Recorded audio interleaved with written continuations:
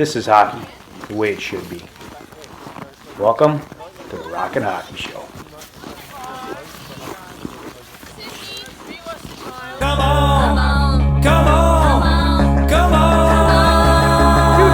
Raise your stick. Woo. Yeah.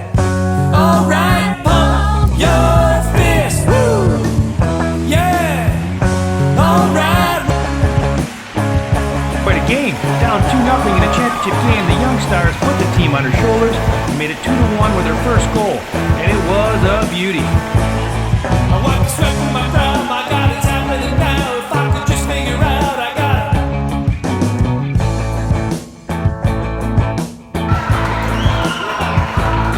I know it takes some time. It's the Rockin' Hockey Show!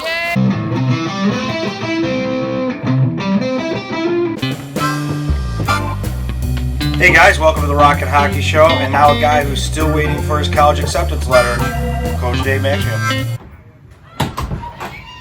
Hey, what's up, hockey and rock and roll fans? This is the Rockin' Hockey Show.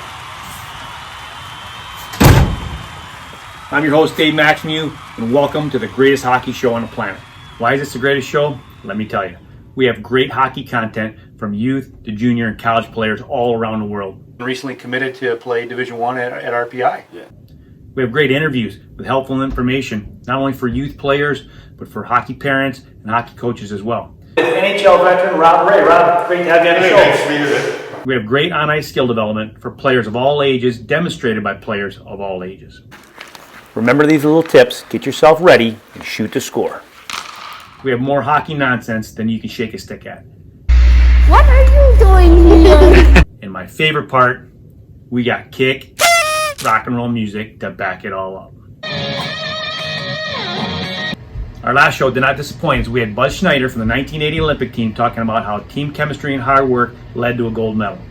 On this show, we got from the Princeton Tigers defenseman Chloe Harvey. Hello, Chloe. Oh, hi. Didn't see you there.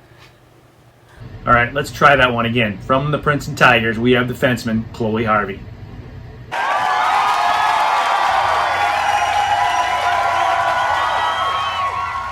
Afternoon, we are coming to you from the Bright Landry Hockey Center in Cambridge, where a pair of Ivy League rivals will battle for two ECAC. Over at the right point, the shot by Neutzer, that's in, they score! To play in this second period, Kat Hughes' shot blocked. Chloe sits down with us here in Rockin' Hockey Lair and talks about how her skill development and hard work and perseverance led to her dream of playing college hockey. Our skill development today talks about taking the puck to the net and learning how to get it up under the bar as you go around the goalie.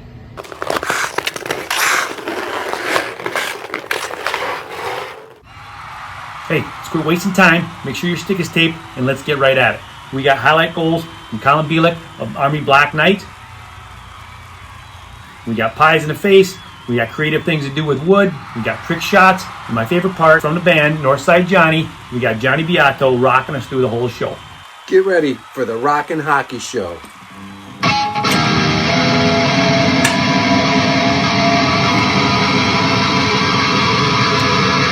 This is the show where the hockey rocks.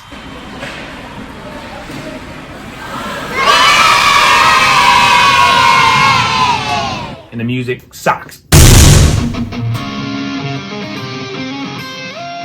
Jason Lyon from Flint Iceland Arenas in Flint, Michigan. You're watching the Rockin' Hockey Show.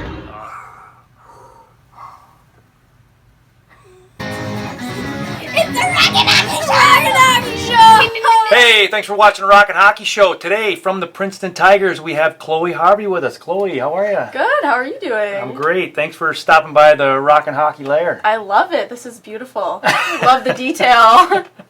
Took a lot of work to get like this, so. I can tell. And you have one of your autographed pictures on the wall, so I it's saw that. That's nice to great. make the wall of fame here in the Rockin' Hockey Lair. So, Chloe, you're from Rochester, Yep. and you're in your second year Yep. at Princeton. Mm-hmm. How's it going for you? It's going really well. I think that it keeps getting better and better. Like freshman year, went in, big start, and then I think that this year I'm just so used to it now.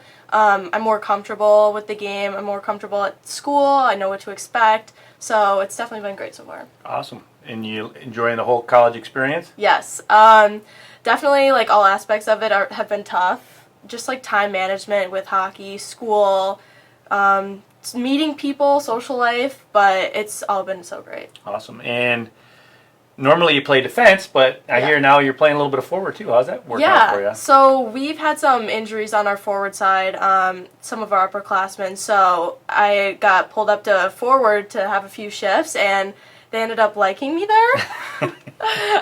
So I've been playing a few games up at forward, and it's definitely been a learning experience, and it's been tough, but to get the opportunity to play like 2 different positions at such a high level has been great. It's a lot of skating. It's a lot of skating. A lot more than playing defense. Yeah, yes. It's something definitely to get used to that I wasn't expecting, but it's great. So what are you looking forward to in your, not to look past this season, but do you have any aspirations as a player that you want to pursue in your junior and senior year as a college hockey player? Yeah, I think just developing my game at the blue line, like if I go back to defense, I think that that's a huge part of the game as a defenseman especially, but just to get more comfortable up there, or just skating the puck more. I think that freshman year and even the beginning of the year of my sophomore season, I think that the pace is just so much different than high school, where you really you have to know what you're going to do with the puck before you get it, and I think that you're scared, you're timid at first, so you don't really get comfortable, but I think that that's definitely something I want to work on. Like I said, skating the puck, blue line work, definitely next year, senior season, and even the end of this year, and I think that offense is going to help that. Absolutely, absolutely. So before we talk about your youth hockey career and what got you to Princeton, what was, when you were choosing college, what was one of the things that drew you to Princeton? I think that one of the things that really stood out to me was just the feeling that I got when I stepped on campus. It was just a feeling of warm home. Warm and fuzzy? Yeah. Definitely warm and fuzzy. The people there are so great. Like, I remember every single person that I came across when I was on my visit, coaches included, all of the players. They were just so open and honest about the school, and I mean, you could just tell from their faces and from what they were saying that they loved it and that they really wouldn't go anywhere else either. And I think that before even stepping on campus, though, the academics and the athletics, you get the best of both worlds there. They're both super challenging, but I think that the payoff is great. Like, it's remarkable. So I think that the hard work that needs to be put in, you're gonna get something from it. Well, I've told so many players when they're looking at college, where do I go play college hockey at? I said, playing hockey is only a portion of what you're going to do. With your college career. And your time in college is supposed to be one of the best times of your life, is look beyond hockey. Do you like the location? Right. Obviously, the academics need to fit your mold. Do you fit there? Do they fit you? How is the campus? What are the people like? Is it a big college? Is it a small college? Did you look into all that, or was it just, wow, I'm Princeton, Ivy League, hockey, yes? So I think that a few factors played into it. It was actually one of my first official visits, so I think that it kind of just set the bar high. When I went on visits after that, I kind of knew, like, in the back of my head, like, I constantly thought about Princeton, so I kind of knew at that time, like, I think I was set on it, but I still kept, like, an open mind to every other college that I looked at. I think that another factor that played into it is Princeton's not large, but it's also not small. Right. It's about like 5,000 undergraduates. So, and they also emphasize undergrad education there, which I thought was huge. So I think that played into it. The location's perfect.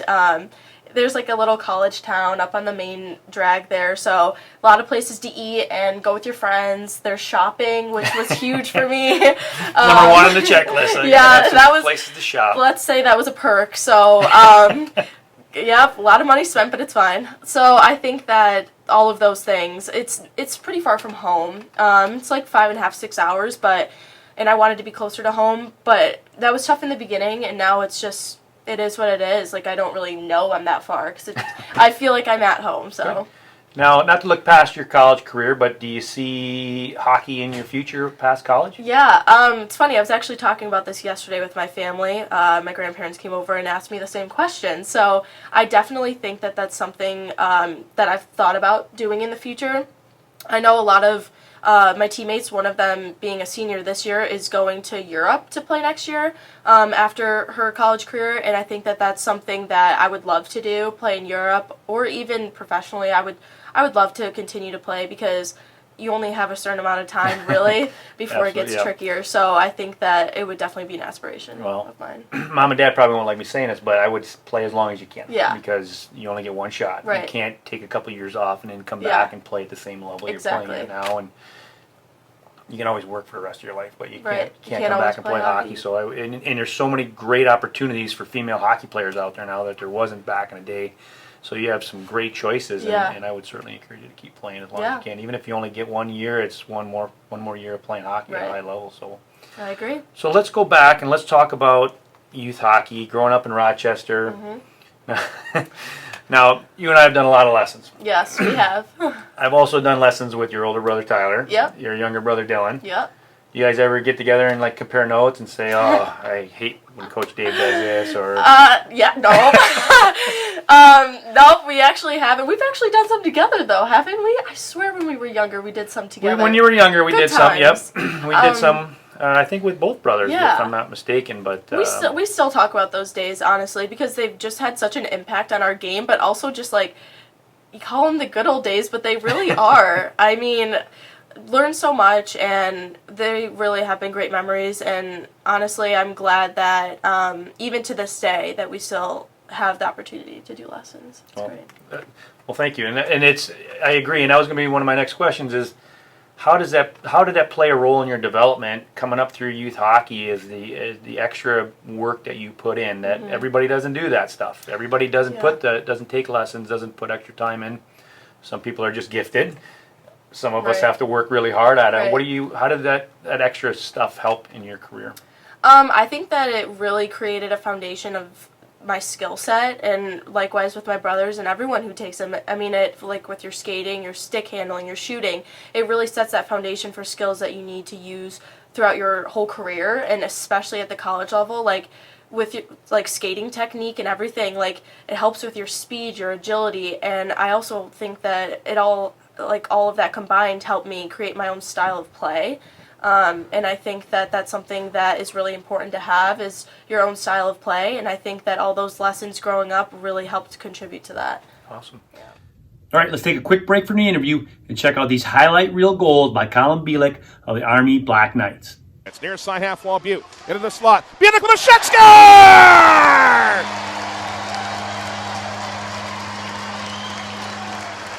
Colin Bilek. What a wrister from the slot over the right shoulder of Barcheski. 2:16 in the second of the power play. Buy me a burrito, Bilek. Army leads 1-0. Still an hour, add an hour. Looks at Bilek, scores again!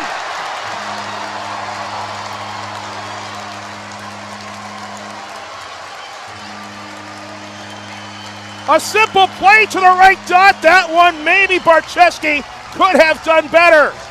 Colin Bilek has scored twice in under a minute, and Army leads 2-0. Wow, great goals, Colin. Great to see you doing well at Coach Colin in junior hockey. Keep on rocking, my friend. Now, you played youth hockey with the boys through Pee-wees, right? Yes, all the way up till I was in 8th grade is when I switched. Okay. And you went to the World Championship in Quebec? Yeah. How fun was that? That was an experience I will never forget. Definitely, like I've never been to Quebec before, so it was definitely something that I'll always remember. And just given the opportunity to do it and to make the team, the feeling was just uncomparable. And then you were fortunate enough to play most of your youth hockey right here in Rochester. You didn't have to travel too far, so that was a bonus. Yes.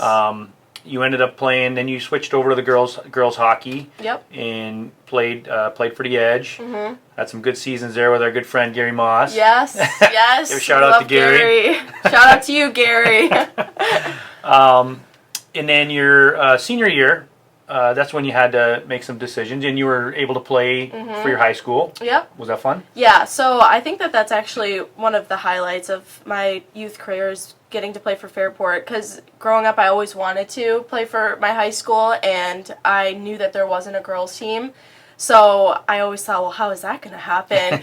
But I think that playing for varsity, even though it was for one season, I think that I've learned a lot. You know, I never thought I would play guys hockey again. And so to get that opportunity was, honestly, it was kind of fulfilling, because it's like I got to play at such a high pace, like such a high level of hockey, because like I said, it really prepared me for college, because you need to know what you're going to do with the puck before you even get it. You need to have constant awareness, and I think that even though it was for split season, I gained so much more knowledge and skill that I even use to this day with women's, because college hockey is just so fast. It is so fast, and yeah. So then you had to travel to Niagara for 1 year. Was that a tough decision for you? Yeah, so I traveled to Niagara to play for them the same year I played for Fairport. So it was definitely tough, because I was trying to weigh out my options, because I knew that the practices would be later. Getting home at 11:30 and then having to get up the next day at 6 for school was definitely challenging, to say the least, as well as trying to figure out time to get my work done. But again, like that whole season I think has really benefited me, because that's what I have to do now at college. You have to really plan your time and set a schedule, and I think that definitely helped me down the line for sure. And I've had other players here that have, you know, in any sport, but in hockey, there's a lot of travel hockey to play at a high level. Yeah. There's a lot of sacrifices, and that's one of them, having to play out of town. And unfortunately, in the world of youth hockey, is players have to make tough choices. They have to leave home or travel a lot and get home late hours. Yeah. I know your career is not over yet, but if you had to go through the whole youth process again, would you do it? And would you do anything different? I would definitely do it. I think that I wouldn't really do anything differently, because it all got me to where I am now. It was all worth it, to say the least. The traveling, the long nights, the constant hours on the ice, and the lessons and everything, because I'm so happy with where I am now, and if that's what it took to get here, I would for sure do it all over again. Now, if you had to pick a couple things that were definitive in your development to get you where you are today, what would it be? Would it, you know, the time on the ice? Would it be the family support? Would it be your intensity or your focus that may be unique as opposed to other people, or anything in particular that jumps out at you? I think it's a combination of all three of those things that you touched on. I think the most important one, though, is the support from family and friends. I definitely would not be where I am today without them, and you know, there's going to be that adversity that you face, no matter the situation or if it's a person or whoever it is, to have a family or friends to fall back on, or loved ones, and just know that they're there for you and they're there to get you through it, I think is the most important, and that they want what's best for you and they want you to succeed, and that they'll do whatever they need to do in order for that to happen. And even playing college hockey, I know as a player, all that support was important, even when you get to you know, the pinnacle of where you want to be. If this is your pinnacle, maybe your pinnacle was even higher than that, but getting there, you're like, oh yeah, I'm finally playing college hockey, and you're like, oh, I'm going through all this stuff over again that I went through, all the emotions of maybe not playing as much as you wanted to, or not performing as well as you wanted to, or not getting good grades, or a combination of any of those things. You know, there's definitely an emotional roller coaster you go through. Or living away from home. And so I found that it was very difficult in college, and I know lots of players go through that to do that. Definitely. And it's good to have that support system, and it's good to look back on what made you successful. And say, you know what, I've been through this before, I can do this. I agree. If you had to give some pointers to young hockey players out there, what would it be? I think that one thing that has always stuck with me is just having confidence in yourself. I think that that's something that is so easily like seen as insignificant or unimportant, but or even looked over, but because it's easier said than done. Right. I think that it's easy to say, oh yeah, like I will always be confident in myself and my abilities, but it's another thing when they're put to the test. And likewise, with that being said, I think it's important to not compare yourself to others, because again, that only knocks you down. Right. And you're supposed to, not only are the people around you supposed to build you up, but you yourself have to build yourself up and know that you're good and you can do literally whatever you want. Like, set your mind to it and do whatever you can to achieve your goals, and as long as you're doing the best and you have confidence in yourself, I think that that's the most important thing. Well, great advice for all you young hockey players out there. Yeah. Can you share any funny stories with us? Anything. Could be from your youth, could be college. Well, not funny. I have something challenging that I went through. Okay. So I ended up breaking my hand. You know, I think it was 11th grade, so it was with Niagara, actually. And it was at Nationals, and I ended up playing, so we played, I think, 3 games or something like that, and I broke it halfway through the second game. Hey. And I ended up, like, I knew right away, because I blocked a shot right on the outside of my hand. And I knew, like, right away, I just had that feeling, like, this is broken. I go into the, or I actually got off the ice right away, took my glove off, and it just swelled. Like, sometimes you're better off not looking at stuff yeah, like that. oh yeah. And I just remember going into the locker room, and my coach, or whoever it was, just wrapped it up. They're like, oh, you're fine. Like, you can finish it. So I go out and finish that game. Can't really hurt it any worse, I guess, right? Right. Finish the game, play the 3rd game, and I don't know how I did it. Just with it taped up. Just with it taped up. Go home, and it ended up being broken. Not only was it broken, I needed surgery. So I had surgery. So you didn't even get an official, it's broken until after several games. Exactly. And it was probably a week, too. Wow. So I had surgery, and I actually had surgery after I went to Florida. So I went to Florida with broken, but I had a cast on it at that time. And I got the cast taken off when I had my surgery, and I had the worst tan line, like right here. I have pictures. This was so white, and this was really tan. That's devastating. The doctors laughed. The surgeons laughed when they did my surgery. When they took the cast off, they couldn't believe it. Well, I ended up breaking it again earlier this season. Same hand, same area, and I was out for like a few weekends. So let's not make it a 3rd. Let's not make it a 3rd. So you didn't get a transparent cast so you don't get tan lines or anything like that? No. They haven't They invented gave one of those me yet? one that I could swim in, though, Oh, and shower in. So I guess that was helps. pretty good. But yeah, I was in a cast again after I had the surgery. So it was a long process. I was out for a while. It was tough to come back, but I just couldn't believe it when it happened this season. All that fighting you're doing, you got to stop dropping the mitts. I know. Good advice right there, folks. I know, what other people have said and what my thoughts are, but to get yours is now your dream to play college hockey, you're here. Yeah. Is it easier or harder? I think it's harder. Honestly, I think it's hard because you get here, but you need to. You also want to be successful at this point. So, I think that growing up, it's important to have your goals and aspirations, and to do everything you can to get there.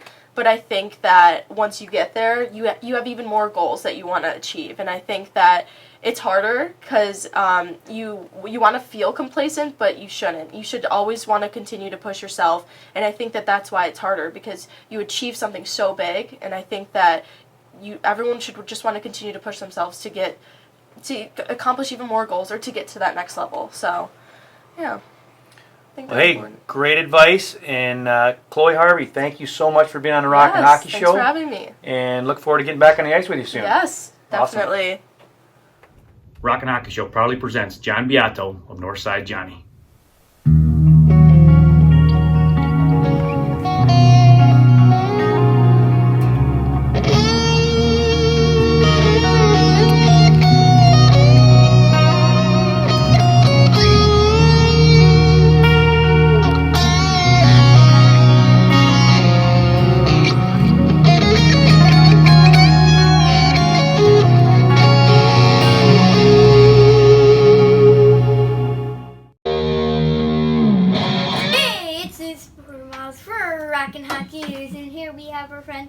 Interlude Chapter's big win against the Cracker Jacks. How do you feel about winning that big championship against them? Well, It was a good game. I got a couple more saves. I mean, it was a crazy game. I didn't see one. We're the Maximus, we're at the Brownies in Flint, Michigan. You're watching the Rockin' Hockey Show.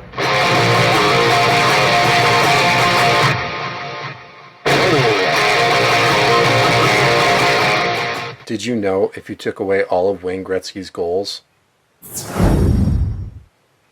he'd still be the all-time points leader in NHL history? That's crazy.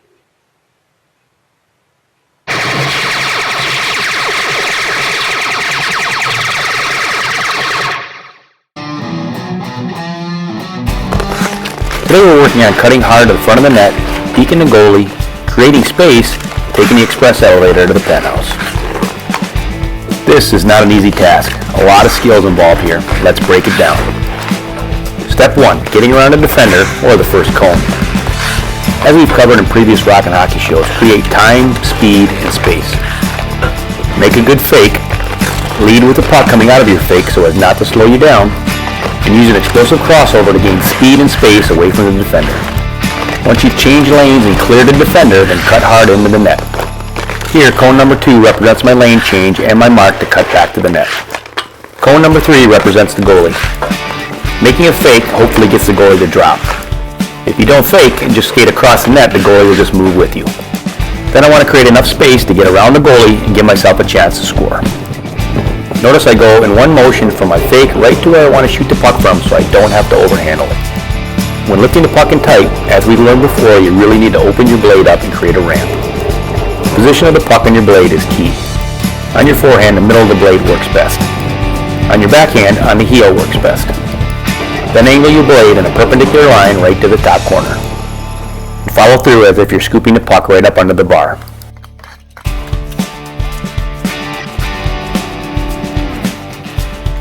If executed properly, listen for the sweet sound of the puck going bar down.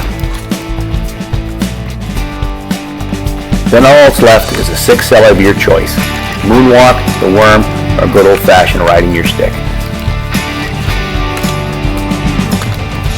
Good luck, and may the force be with you.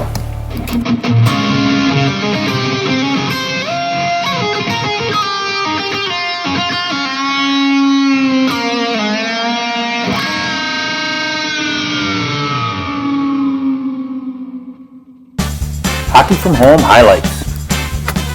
Being creative.